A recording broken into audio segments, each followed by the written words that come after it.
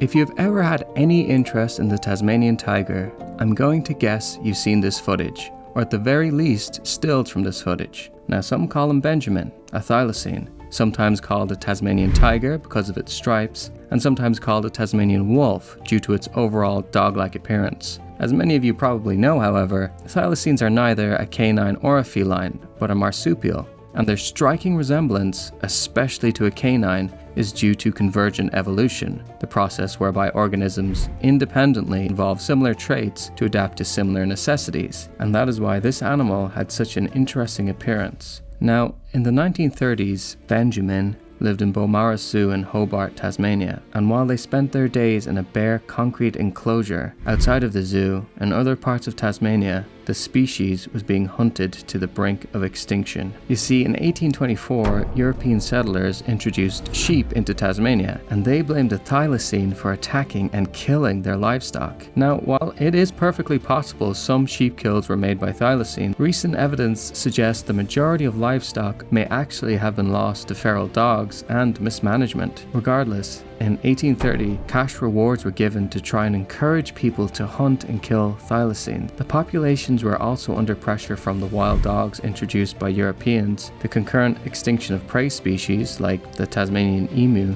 and a disease that impacted many captive specimens. Now, the tiger in the zoo managed to stay in good health in captivity until a particularly cold night in 1936, when it was locked outside and unable to go to its shelter, and it died. The owners of the zoo post ads and try to hire trappers to get them another Tasmanian tiger, but they can't find any. No one can. And people begin to realize they're all gone. The species were now extinct.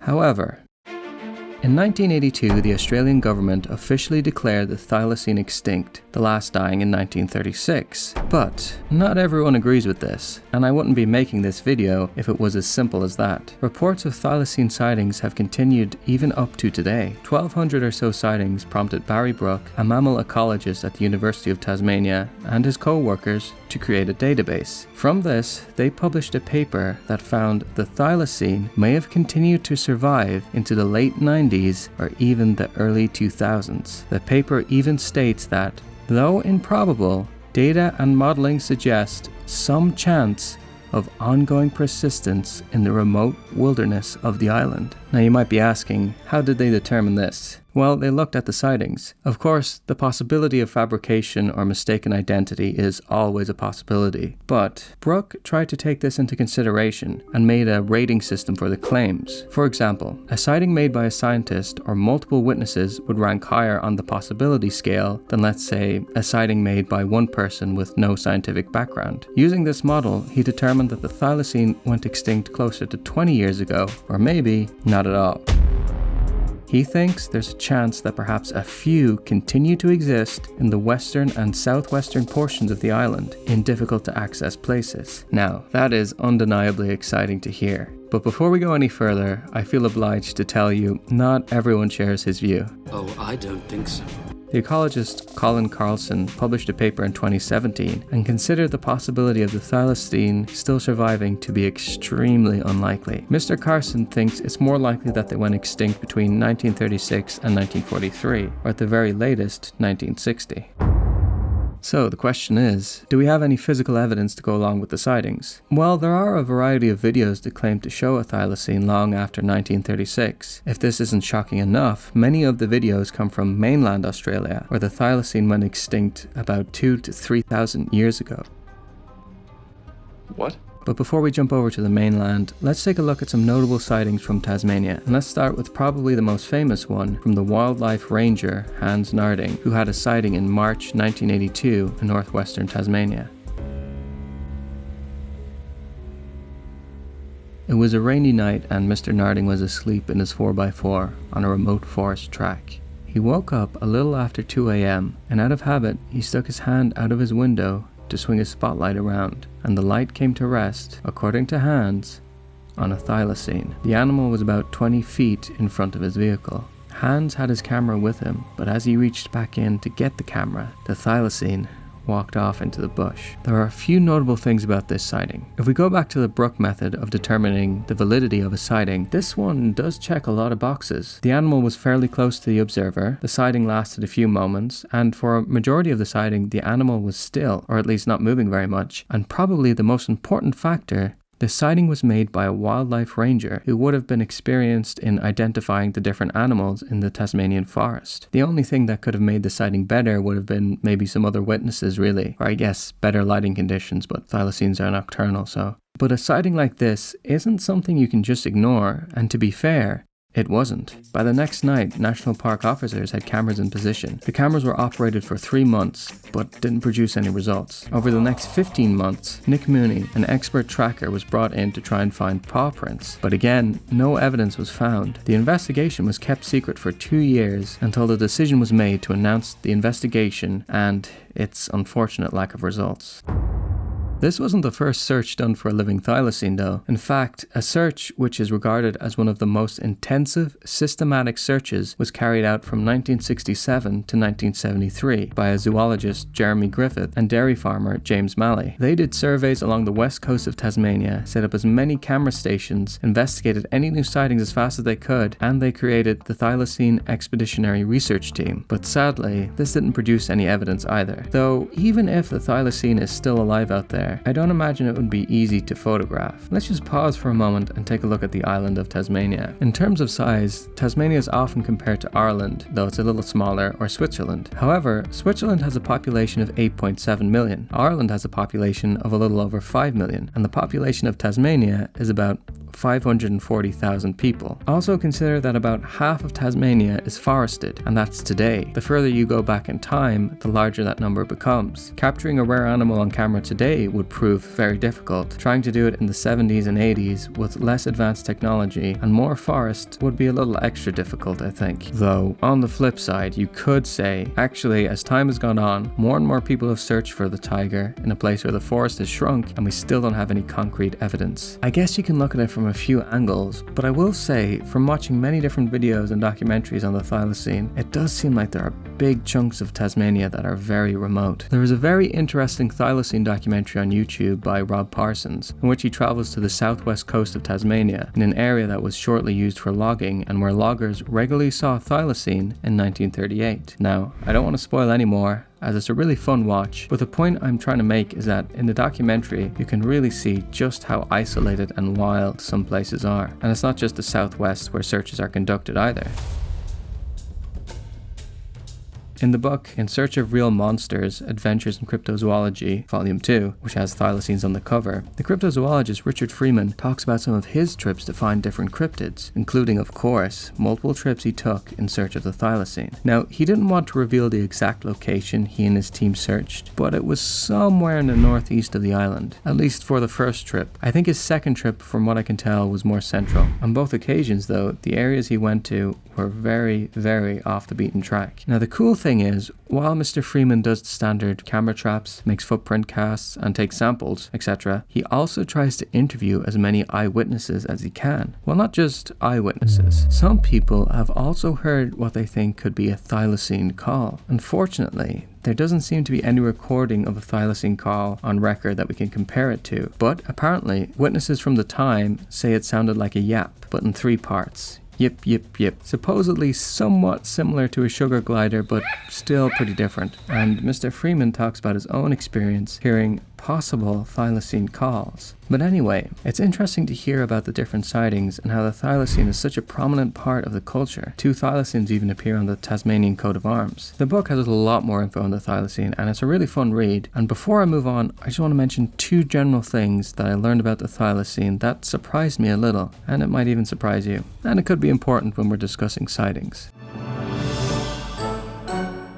So firstly, apparently there are records of stripeless thylacine, or at least ones with very faint stripes. And secondly, during the winter months, thylacine develop a thicker, shaggy coat, like a fox. I don't know, I just thought it was sort of interesting. I always picture them with short hair and prominent stripes, I guess because that is what we see in the most famous footage of a thylacine. You know the one, the video with Benjamen that we talked about. Actually, that's another thing I want to talk about really quick. So many places: the National Museum of Australia, Wikipedia, the New York Post, the Times UK, the Smithsonian, Australian Geographic, and even the Thylacine Museum and a whole bunch of YouTube videos and other articles will say that the last thylacine was a male named Benjamen. But what's the source on this? Well, it came from one man named Frank Darby, who, in 1968, told the Melbourne Press that he was the last curator of Hobart Zoo and that the thylacine was a male named Benjamen. That's not all he said. He also said that thylacines are mute, which isn't true, and that they used to feed them live rabbits as a show for the public. Well, guess what? Apparently Frank Darby had never worked at Hobart Zoo. Local reporters in Tasmania tracked down a woman named Alison Reed, whose father ran the zoo until his death in 1935, and she also worked at the zoo herself. And she said no one named Frank Darby worked at the zoo, and she was quite offended by the idea that her and her father were feeding live prey to their carnivores as a public exhibition. Also, the last thylacine was a female. They know this because her remains were found. Sorry, I know that's a random tangent, but I see so many websites and videos say that the last thylacine was a male named Benjamen, so I just thought I would try and dispel that misinformation a bit. And while we're at it, I think it's worth mentioning that according to the records, the last thylacine was an old female caught in May of 1936 that died in September of 1936. But the most recent footage we have was supposed to have been filmed in 1935. So does that mean the famous footage of the last thylacine isn't actually the last known thylacine? Confusing. Let's get back to some sightings. Now, though the island of Tasmania is the area most associated with the thylacine, the Tasmanian tiger, the majority of sightings actually come from the mainland, where the thylacine is thought to have gone extinct thousands of years ago. The mainland has also given us some of the more compelling footage of a possible survivor. Looking back to 1973, we have the Doyle thylacine footage. The footage is just 10 seconds long and shot in 8mm film by Gary and Liz Doyle in South Australia. It's said that the footage shows a thylacine running across the road. It's hard to say for sure what the subject is in the footage because it's pretty grainy and not that clear, but the overall shape seems to match up. On a few frames it seems like there are stripes on its rump, it has a stiff tail, and it seems to be exerting a lot of its power from its back legs, and that is consistent with the accounts of how a thylacine would move at speed. At some points it even looks like it's almost a little bit upright. That said, I've tried to enhance the footage with some AI upscaling, and I kind of go back and forth. Now, the thing we can look for when we see thylacine videos is where the heel is. The heel of a thylacine is lower on the leg than a fox. So if you see footage of a creature that isn't very clear, or it's sort of silhouetted so you can't make out if it has stripes or not, you can usually look to where the heel is, and if it's higher on the leg, you're probably looking at a fox, perhaps one with an injury and or mange. But for the Doyle footage, the heel does seem to be lower down. Now, of course, there are some that will say it could be a dog, and the back heel of a dog should be higher on the leg as well, like a fox. But if you look at a lot of different videos of dogs running, it's not always very clear how high their heel is, and maybe it could appear higher or lower, so it's hard to say for sure, unfortunately. But I don't know, there might just be something to this one. Next, let's take a look at some famous photos of an apparent thylacine from 1984.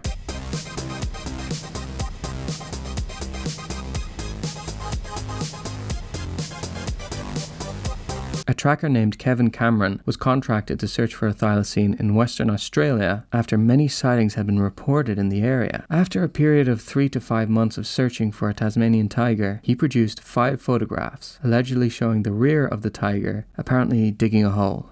So let's just get into some criticisms and responses. Okay, firstly, it does seem to have a stiff tail, and though faint, it also seems to have stripes. So far, so good. A criticism, though, is that if you look at the shadow on the bush behind the subject, the shadow seems to change drastically from picture 2 to picture 3, as if an extended amount of time has passed. Though it's now believed this could be explained from Mr. Cameron moving closer to the subject. The other big criticism, though, is that going from picture to picture, it seems that the subject hasn't moved at all. Strange if it was digging a hole. Also, there is just something a little bit weird to me that we never see the animal's head, especially if you've ever seen a taxidermied thylacine. I feel like the head is the part that always looks a little bit off or kinda goofy, so some have speculated it could be a staged specimen, while others have speculated something even worse. What did you do? Hey, what did you do? That he did find a live thylacine, but he shot it and the fresh kill had rigor mortis and was staged to make it seem like it was a living animal.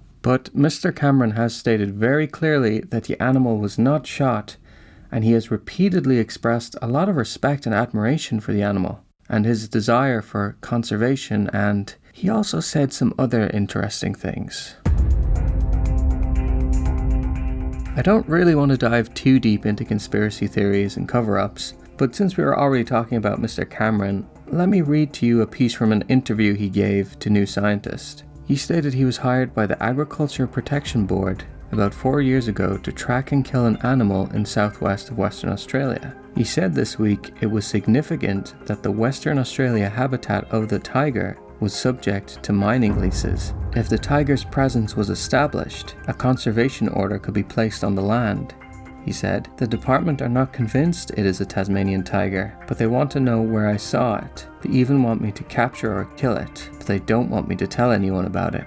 Government authorities are afraid to speak out because they know what it is. I think they are afraid of the cost involved. If we prove the animal was a Tasmanian tiger, it could cost the government a fortune. Apart from rewriting history books, they would have to make the habitat a reserve, stop mining in the area, and declare the animal an endangered species. This also reminds me of an episode of Animal X Natural Mystery Unit, where they interviewed a man named Ray Green in Tasmania. Mr. Green was a former logger who went to run a wildlife sanctuary, and he described how trees would be cut down in an area, and then the area of a few hundred acres would be burned from the outside in, killing all the animals inside the circle. And when asked about the Thylacine, he said, "If a tiger was found tomorrow, you can imagine the world outcry. And if that happened, forestry would have to start doing things properly." But the number one enemy for forestry is the Tasmanian tiger. Mr. Green even had a cast of a thylacine footprint, or I guess I should say a possible thylacine footprint, that he kept under lock and key as he feared it could be stolen. Now this episode of Animal X was made years ago, back in the early 2000s I think, but with just a quick search you can see that logging is still a pretty contentious issue in Tasmania. But let's jump back to the mainland now and address the question, how can there be thylacine sightings if the animal went extinct thousands of years ago? Well, I think there are three possible reasons. Let's get the boring one out of the way first, misidentification. Of course this could apply to the sightings in Tasmania too, but humans are notorious for misidentifying animals. There was a case in New York City where multiple New Yorkers thought they had seen a tiger, but when the NYPD officers arrived on the scene, they found it was actually a big raccoon. If people can mistake a raccoon for a tiger, then perhaps they can mistake a quoll, a pademelon, a fox, or even a dog for a thylacine. I think most people will agree that some of the sightings are misidentification, but I guess the disagreement comes from what percentage of these sightings you think are misidentification. Is it 100%? Or is it less? Because as cryptozoologists like to say, if even one person really saw a thylacine, then at least some must have survived past the extinction. And that would lead me on to point number 2. Perhaps it didn't go extinct thousands of years ago, and small populations remain undiscovered in remote parts of Australia. And to be fair, Australia is incredibly massive. The population is just under 26 million, but Australia is the 6th largest country, about twice the size of India. If there is anywhere for an extinct animal to secretly be extant, Australia seems like a pretty good bet. But then there is the third option. This is an ostrich living wild, but this isn't Africa. This is the outback in South Australia. You see, in the 1890s and again in the 1970s, ostriches were introduced into South Australia to be farmed for their feathers and meat. However, most of the farms failed and the ostriches were released into the wild. And you can now see a few, not many, but a few, still alive in the Australian outback. So you might see where I'm going with this. Were thylacine brought to the mainland from Tasmania and released into the wild? Possibly. In the years leading up to World War I, many species were being released at Wilson's Prom in Victoria, Australia, including Tasmanian possums, King Island wombats, and Queensland tree kangaroos. Now, there doesn't seem to be a record of thylacines being released, but considering the animals had a bad reputation of killing livestock, it's speculated the tigers may have been released on the quiet, so that angry farmers wouldn't get outraged. It seems like a reasonable theory. Many thylacine were sent to the mainland for zoos, and it was known they were in decline and there have been nearly 200 reports of sightings from Victoria. Though, what I will say is that even if this did happen, I don't know that a population would have survived into the 21st century, so who knows. Let's hop back to Tasmania for a minute to talk about some more recent photos that caused a big stir. In February 2021, Neil Waters, president of the Thylacine Awareness Group of Australia, or T.A.G.O.A, released a video describing how he had pictures of not just one, but 3 thylacine together, possibly being a mother, father, and a baby. Neil Waters believes the best picture is the one of the T.A.G.O.A, the baby thylacine, and you can look at the pictures online if you want. Mr. Waters had different experts look at the photos before he released them to rule out another animal. Among the experts were international dog and cat show judges, vets, and wildlife experts, though most of them wanted to stay anonymous. A senior vet, though, from the RSPCA said there is a 70 to 80% chance of the animal being a thylacine. Sounds good, but not everyone is convinced. The photos were also sent to Nick Mooney, the honorary curator of vertebrate zoology at the Tasmanian Museum and Art Gallery. His conclusion was that the animals were very unlikely thylacine and more likely to be pademelons, small marsupials that live in Australia. Mr. Waters has disputed this, saying the way the tail sits, the fact the feet are broad, and that there are 4 toe pads with claws among the features prove it can't be a pademelon. Again, you can check the photos out for yourself. Personally, I really can't say for certain, and I'm obviously not an expert, but it doesn't really look like a thylacine to me. Again, you can look at the different evidence collected by T.A.G.O.A by visiting the website, but currently there doesn't seem to be evidence that everyone agrees points to a thylacine. Now you might be wondering why I'm not showing any of the images in this video.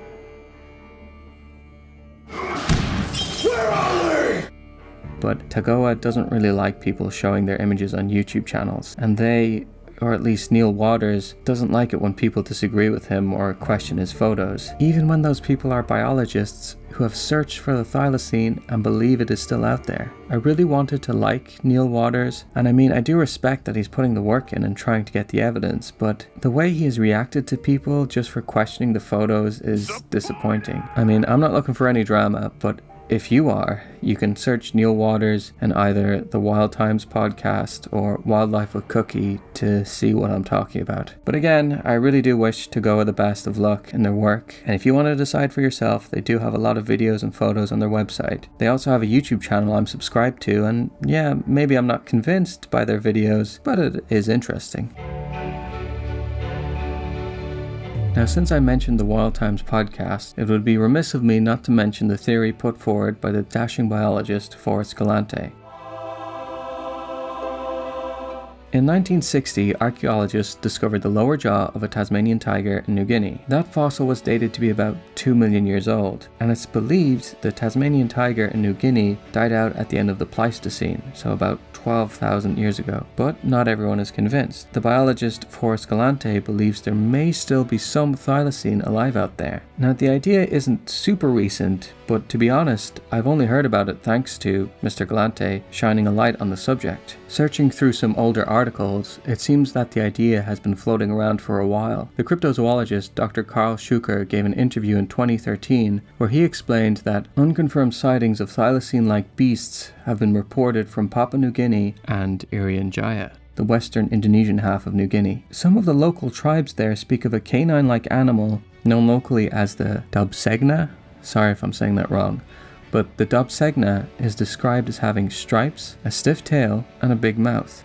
Sounds promising, and to quote Dr. Schuker, New Guinea, and especially Irian Jaya, is far less well explored than either Tasmania or mainland Australia. Recent expeditions to Irian Jaya's Foja Mountains discovered new species including a giant rat, tiny wallaby, and a new honey eater. Now quickly, just as an aside, I realize that the word cryptozoologist often comes with a bit of a negative connotation, but Dr. Schuker is about as professional as they come. He holds a PhD in zoology and comparative physiology from the University of Birmingham, and he is a fellow of both the Zoological Society of London and the Royal Entomological Society. I've also been reading his book, Mystery Cats of the World, for another video, and he likes to be thorough with his research. And then of course there is the biologist Forrest Galante, who has many fascinating videos about the thylacine. Now the reason the thylacine is thought to have gone extinct in Australia comes down to 3 factors: humans, dingoes, and climate. Severe droughts hit the populations of mainland thylacine hard. They hurt the Tasmanian populations too, but not as much. On top of that though, humans and the dingoes that they brought to the Australian mainland outcompeted the thylacine for food. The lack of dingoes in Tasmania may be why the animals were able to survive for longer. But what about Papua New Guinea? Well, as previously stated, a lot of the area is unexplored and untouched, at least by outsiders. And while there are wild dogs there, they can't traverse into some of the deeper valleys or areas of thick rainforest that may be ideal for thylacine. In 2016, scientists confirmed the existence of the highland wild dog in the mountains of Papua New Guinea and Indonesia's Papua provinces.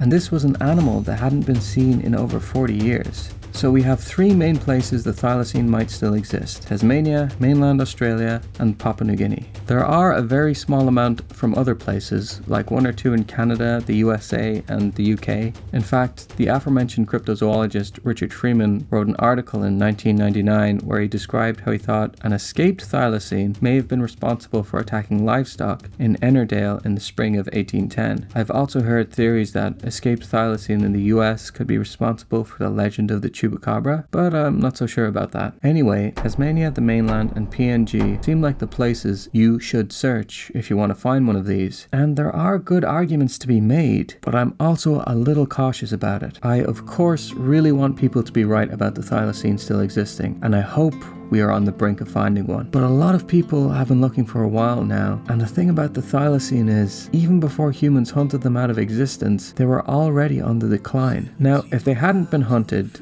and parts of their habitat hadn't been destroyed, they probably would have lived longer. And with some possible conservation efforts, they might have been able to help the thylacine thwart extinction. But the point I'm making is, they are already in some trouble. Now, I do believe that some probably did survive past 1936. But up until present day, with no concrete evidence as of yet, of course, people much more qualified than me, like actual biologists with PhDs, say otherwise, so listen to them. But I can't help but wonder, as much as I hate to say it, what if the thylacine really is gone? Well, that's why we have Plan B. I mean no disrespect to those who say they've seen living thylacine, but let's just assume that they definitely have gone extinct. Could we bring them back with cloning? Well, people are trying. In fact, they've been trying for a while, since Dolly the sheep was cloned in the 90s. A paleontologist named Mike Archer, who is an expert on de-extinction at the University of New South Wales in Sydney, led a pioneering project that explored thylacine cloning in the early 2000s and in 2013. And other scientists do believe that it might be possible to bring the thylacine back to life. DNA samples have been obtained from hundreds of thylacine specimens, such as pelts and bones, and in 2017, a team led by Andrew Pask at the University of Melbourne announced the successful sequencing of its entire genome. It is the most intact genome obtained for an extinct species, and there are people working on bringing back the thylacine right now. I've talked about Colossal before. They are the organization trying to bring back the woolly mammoth, but they have also teamed up with Andrew Pask and his team, T.A.G.O.A Lab, the Thylacine Integrated Genetic Restoration Research, and together they're trying to bring back the thylacine. To quote Dr. Pask, "We are so excited for T.A.G.O.A to partner with Colossal on this journey. We both share the same vision and passion to de-extinct the thylacine. Working together will enable us to make this a reality faster than we could have ever hoped." Now you can go to the website and you can look at the steps they have to bring back the thylacine, but it doesn't go into very deep detail. It seems like the step they are working on now is generating high quality reference genomes for all closest living relatives of thylacine to determine best fit for engineering. I don't really know how viable the cloning is, mostly because I'm just not smart enough to understand it, but considering how qualified and optimistic the team is, and that they have received a lot of funding, including an apparent $10 million from the Hemsworth brothers,